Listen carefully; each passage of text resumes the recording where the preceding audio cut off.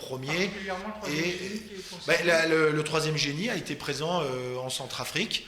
Et je crois aussi au Mali pour assurer des capacités. Alors après, vous m'interrogez naturellement sur l'avenir, troisième régiment de génie. Bon, moi j'ai eu l'occasion de le dire qu'il fallait arrêter, de mon point de vue, de faire en sorte que le troisième génie soit une forme d'otage politique, ou presque de politique politicienne à chaque élection électorale. On l'a vu la dernière fois à l'occasion des élections municipales sur Charleville-Mézières, certains qui agitent des pétitions, comme je l'ai dit. Enfin, je veux dire, quand on est ardennais, même un enfant de 3 ans, il va signer une pétition pour le maintien du 3e régiment de génie à Charleville-Mézières. Donc je veux dire, à un moment donné, il faut arrêter d'agiter des chiffons rouges. Moi, ce que je sais aujourd'hui, c'est que le 3e régiment de génie, il a une lisibilité sur Charleville-Mézières. Pourquoi? Parce que notamment, on a voté... Combien de temps Ça, c'est un peu comme tout à l'heure, j'évoquais les entreprises. On ne peut pas le savoir. Sauf qu'aujourd'hui, on a voté un texte. Et moi, j'étais responsable en tant que parlementaire et membre de la Commission de la Défense et des Forces armées, responsable du groupe socialiste, à l'occasion de l'examen de la loi de programmation militaire sur la période 2014-2019. Et à l'occasion de cet examen, moi j'étais à l'initiative d'amendements, et notamment un amendement qui me semble particulièrement utile, de dire que, puisqu'il y avait une volonté à la fois de recalibrer les effectifs de l'armée, de dire que s'il y avait à un moment donné des recalibrages, et donc concrètement des moins en termes de militaires, eh bien on puisse prendre en compte l'impact économique, social sur les territoires concernés, ce qui n'existait pas. Et donc forcément, si un jour l'avenir du 3e régiment de génie de Charleville-Mézières se posait, avant que ça se pose, il faudrait intégrer cette amélioration de la loi que j'ai proposée, faire en sorte aussi, c'est ce qu'on a demandé, que tous les ans,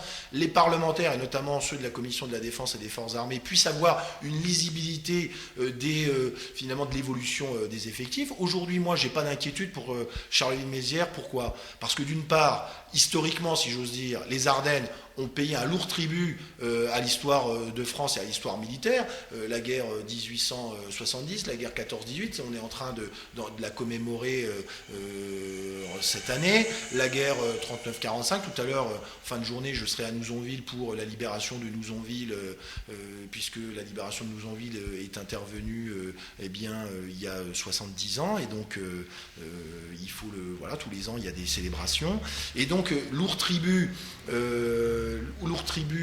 des Ardennes. Après, le 3e régiment de génie, des régiments de génie, il n'y en a plus tant que ça. Nous sommes positionnés géographiquement à un endroit où les effectifs militaires sont peu nombreux, et donc le 3e régiment de génie est une clé d'entrée qui est utilisée notamment par tout le bassin de vie, notamment du nord de la France, où les gens, lorsqu'ils veulent rentrer à l'armée, utilisent le guichet à certains égards du 3e régiment de génie de Charleville-Mézières.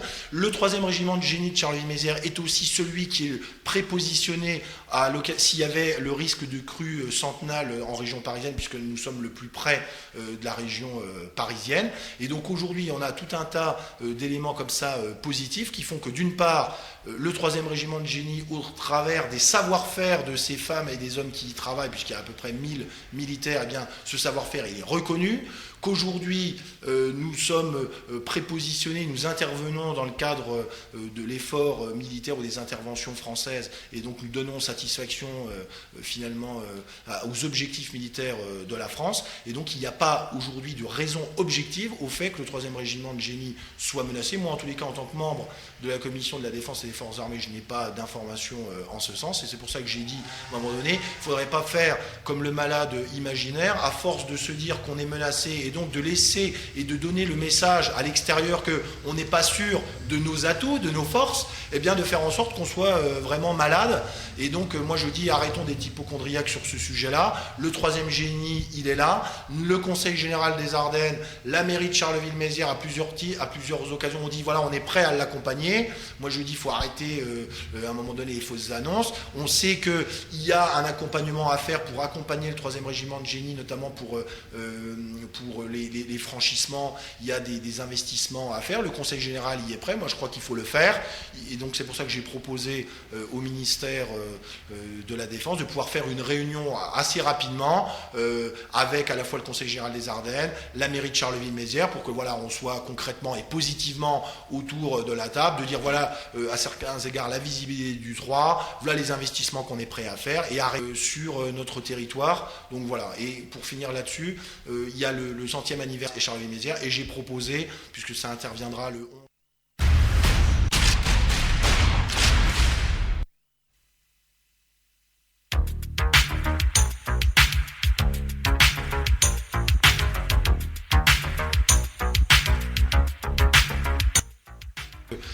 Tout ça n'était pas prémédité, si j'ose dire, les choses avancent, c'est ça la vie, enfin je veux dire c'est aussi à la fois des opportunités, des possibilités, des rencontres. Moi en effet, vous l'avez indiqué, j'ai été élu en 2008 sur le canton de Charleville-Centre, j'avais déjà été candidat en 2001, m'avait manqué quelques voix. Je n'envisageais pas d'être candidat ailleurs que l'endroit où j'habitais. J'ai été de nouveau candidat en 2008. Je m'étais dit, voilà, je retente cette fois-là. Et puis, si ça passe pas, je passerai pas. Voilà. Pour moi, le mandat, c'est l'occasion de mettre en. Mais il y a. Je m'étais dit, bon, ben voilà, si ça passe pas en 2008, je resterai un militant, mais je ferai autre chose. Et puis, voilà, il se fait que j'ai été élu. Et puis, en effet, après. Président du groupe socialiste et divers gauche au Conseil général des Ardennes, et puis sans doute que le contexte politique, avec une pluralité de candidatures à l'investiture socialiste en 2011, puisque nous étions 4 candidats, j'ai été désigné, il y a eu la campagne, je suis élu, bon voilà, à la fois je me dis que c'est l'occasion de pouvoir exprimer plus fortement les idées qui sont les mêmes pour l'avenir de mon département. On va rester sur le canton, dans un premier temps. Les élections risquent d'être avancées avec la nouvelle réforme. Allez-vous vous représenter ? Pour l'instant, comme vous l'indiquez, on est un petit peu dans une forme de flou, si j'ose dire, puisque les élections... En un mot, êtes-vous pour ou contre le cumul des mandats les choses... Non, mais alors, déjà, il y a 2 questions. Bon, pour l'instant, on est dans une forme de flou. Pourquoi ? Parce qu'il y a eu une réforme du mode de scrutin des élections cantonales. Maintenant, d'ailleurs, élections départementales avec un binôme. Un binôme, ça veut dire quoi ? Avant, on était élu, en tous les cas, en ce qui me concerne, en 2008, il y avait un titulaire, un candidat titulaire, et puis une suppléante, ou une titulaire et un suppléant. Là, dorénavant, il y aura 2 titulaires, un homme, une femme, et 2 suppléants, un homme, une femme. Donc les choses ont évolué. On était parti sur un calendrier, c'est la loi qu'on a votée en juillet de cette année, avec un calendrier qui nous fixait un horizon à décembre 2015. Il semblerait qu'au cours de l'été, peut-être anticipant une appréciation du Conseil constitutionnel, sans doute que le scrutin reviendrait en juin 2015. Bon, au moment où on se parle, je veux dire, moi, ma décision n'est pas prise. Pourquoi ? Parce que les compétences, il va y avoir un texte aussi sur les compétences des conseils départementaux et puis des régions. Les choses ne sont pas fixées puisque le texte n'a pas encore été examiné à l'Assemblée nationale. On voit qu'il y a une demande légitime, de mon point de vue, de dire que ce n'est pas la même chose d'être dans un département urbain et dans un département, entre guillemets, dit rural. Moi, je pense que le département des Ardennes rentre dans cette catégorie de département rural. Je comprends que des fois, vous avez des départements qui sont dans des métropoles, notamment sur Paris, sur Lyon, enfin des grandes agglomérations, qu'à un moment donné, le fait d'être conseiller départemental, d'être conseiller général aujourd'hui, n'a pas grand sens. Dans un département comme le nôtre, c'est pas du tout la même chose. Donc, au moment où on se parle, disons que je me laisse encore quelques semaines pour envisager le fait d'être ou de ne pas être candidat. Et pour moi, la chose n'a rien à voir avec le cumul des mandats, puisque nous avons voté, et je l'ai voté en tant que parlementaire, la limitation du cumul des mandats. Qu'est-ce que nous avons voté ? Aujourd'hui, vous pouvez avoir, et c'est le cas par exemple du président du Conseil général, qui est sénateur. Et sénateur Benoît Huré est sénateur des Ardennes et président du Conseil général des Ardennes. Demain, à l'horizon de 2017, peut-être de 2001, parce que les sénateurs c'était un peu compliqué, mais il ne pourra plus le faire. Donc demain, on ne pourra plus être parlementaire, c'est-à-dire député, sénateur ou député européen, et en même temps être maire d'une commune ou maire adjoint d'une commune, président d'une communauté de communes ou d'une communauté d'agglomération ou vice-président, et également président ou présidente d'une région et vice-président de cette même région. Donc les choses vont dans le bon sens et je pense que c'est un progrès. Après, la question c'est pas... On pourrait être conseiller et député en même temps. Oui, on pourra. Parce que la question que vous posez, c'est peut-être celle-là. Est-ce que moi je suis pour la limitation du cumul des mandats ? Et après, c'est peut-être la question qui est derrière. Est-ce que vous êtes pour le mandat unique ? Ça, c'est le sujet. Alors, au moment où on se parle, moi, je ne suis pas pour le mandat unique. Pourquoi ? Parce que je le vois bien, aujourd'hui, je suis conseiller général et parlementaire. Et le fait d'être conseiller général me permet d'être finalement informé de tous les dossiers du département, et je suis à la fois député d'une circonscription, mais député des Ardennes, alors que si je n'étais pas conseiller général, je ne le serais pas. Alors on peut dire, mais si, vous auriez des informations, etc. Mais quand on voit concrètement comment ça fonctionne, personne ne vous donne les informations. Et là où je suis, en tant que conseiller général, eh bien, j'ai une vision globale à la fois de mon département, de ma circonscription et de mon canton par définition. Donc moi, le fait d'aujourd'hui d'être un conseiller général de base, c'est-à-dire sans capacité exécutive, eh bien, et d'être parlementaire, je pense que c'est un bon complément.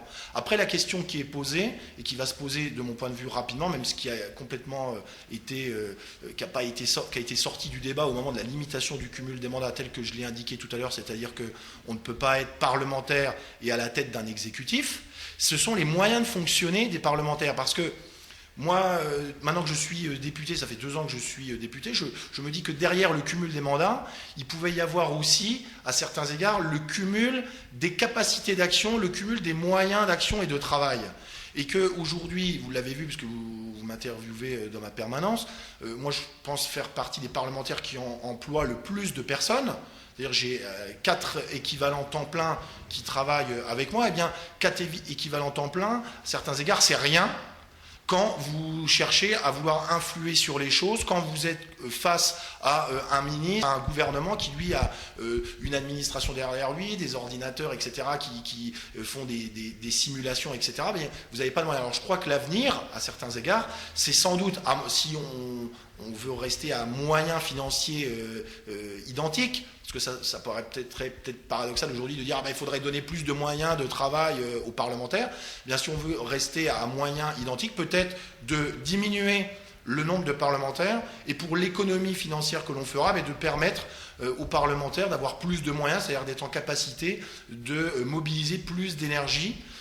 Parce que c'est ça qui va arriver, c'est-à-dire qu'aujourd'hui vous aviez des personnes qui étaient députées et maires, demain tout le monde ne sera plus à certains égards que parlementaire, et donc il y a la nécessité de donner plus de capacité de travail, d'action, de réflexion aux députés pour améliorer les textes, pouvoir surtout les évaluer, parce qu'aujourd'hui on vote des lois, mais à certains égards les capacités du parlementaire à l'évaluer sur le terrain, à dire voilà, j'ai voté ce texte-là, et bien maintenant, je veux que l'Assemblée nationale, avec son administration, eh bien, puisse aller évaluer l'effectivité, les résultats de cette politique. Et bien aujourd'hui, l'Assemblée nationale, en tant que contre-pouvoir, puisque nous sommes le pouvoir législatif, et en face, il y a le gouvernement qui est le pouvoir exécutif, eh bien nous n'avons pas la capacité et les moyens de le faire. Et ça, je crois que c'est sans doute un progrès de la démocratie, peut-être qu'on peut appeler une 6e République, je ne sais pas, mais tout au moins donner vraiment les moyens au pouvoir législatif d'exercer ce contre-pouvoir et son pouvoir, et donc de renforcer ses moyens. Donc revenons, donc vous êtes dans votre circuit.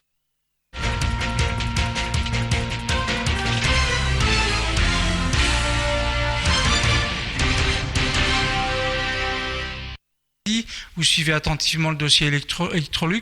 Est-ce qu'à un moment donné, on se lasse pas, on y croit, on a des déceptions, on a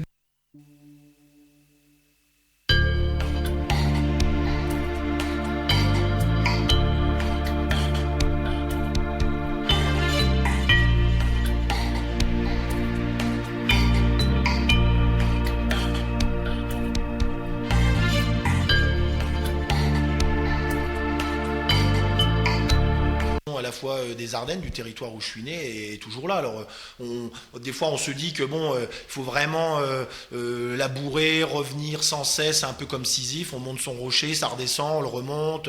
Bon, mais vous évoquiez les lycées de Givet. On a un projet, je défends un projet avant d'être élu sur la complémentarité entre les lycées de Givet et de Revin. Pourquoi ? Parce que je crois que la formation de nos jeunes, c'est aussi l'avenir de notre département. On voit bien que les entreprises, elles s'installent là où il y a des salariés qui sont formés. Et on a aujourd'hui des entreprises qui peinent à trouver du personnel sur place. Moi, je rencontrais il y a encore quelques semaines le PDG de l'entreprise des Ateliers des Jambes à Bogny-sur-Meuse. Ils ont même ouvert récemment une antenne de 35 salariés en Russie.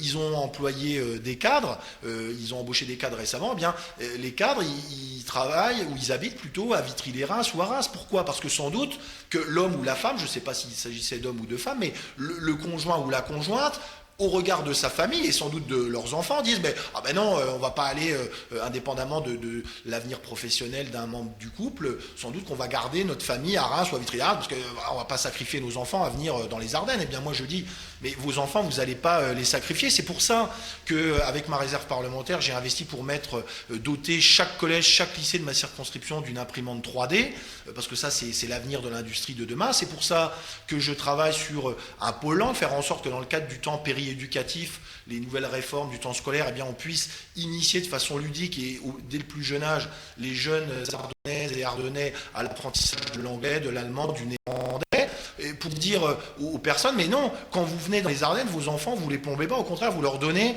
de l'avance par rapport au reste de la France, et donc faire en sorte que notre territoire soit attractif. Donc ça, ce sont vraiment des dossiers qui me motivent. Après, il y a des dossiers plus industriels. On peut évoquer Ardam Electrolux. Le dossier n'est pas clos aujourd'hui. On voit bien que c'est compliqué. On est face à un groupe international. Souvent, on se pose des questions d'ordre européen.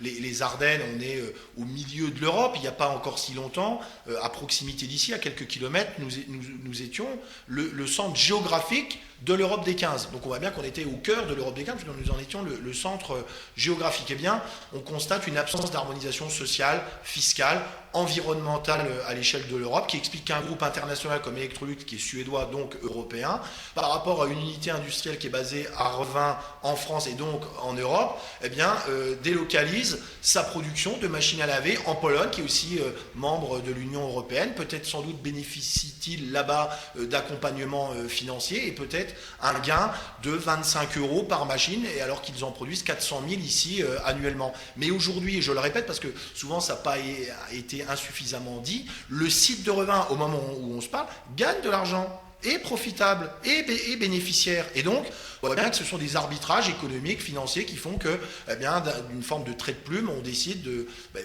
fermer une entreprise et puis d'aller délocaliser la production en Pologne. Alors, il y a aujourd'hui un repreneur qui est sur la table.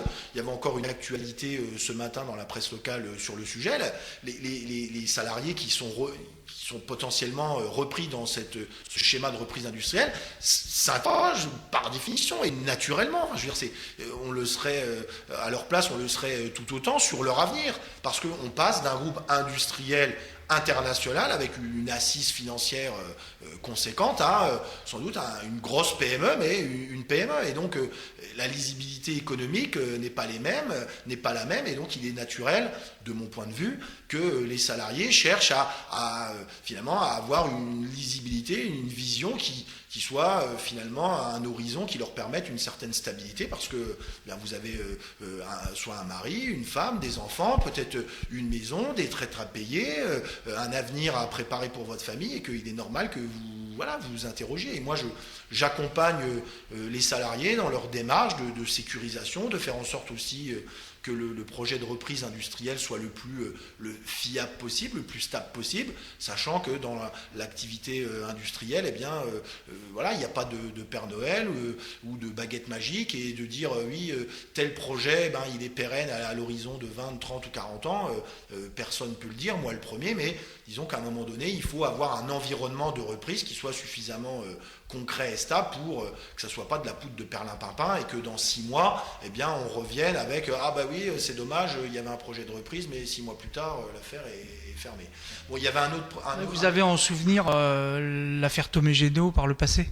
Oui, Tomé Génaud, justement, moi je vais communiquer prochainement sur le sujet. Moi j'ai cherché depuis que vous les défendez là, par le biais d'Ardennes parlementaire.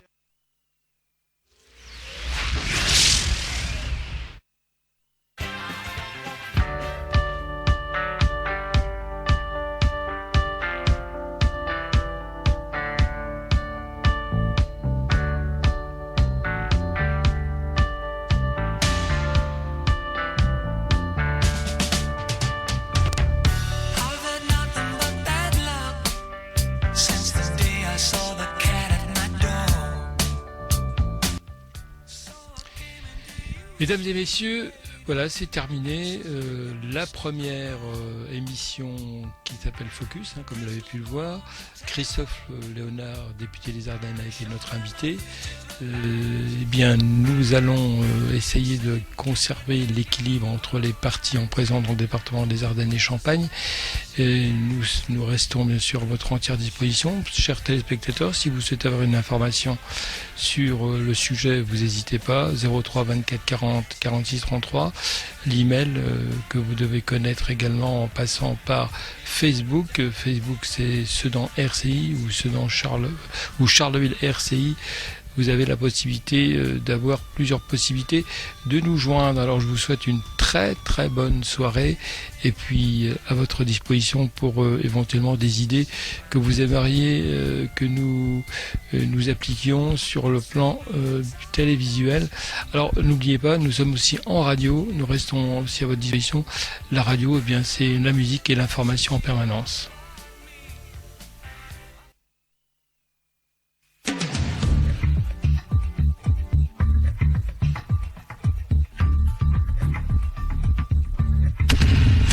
Sur RCI, Champagne et Ardennes, une nouvelle équipe pour mieux vous servir. Une rédaction presse étoffée, de nouveaux studios, des plateformes réactives avec nos autres stations. Et vous aurez toujours la parole.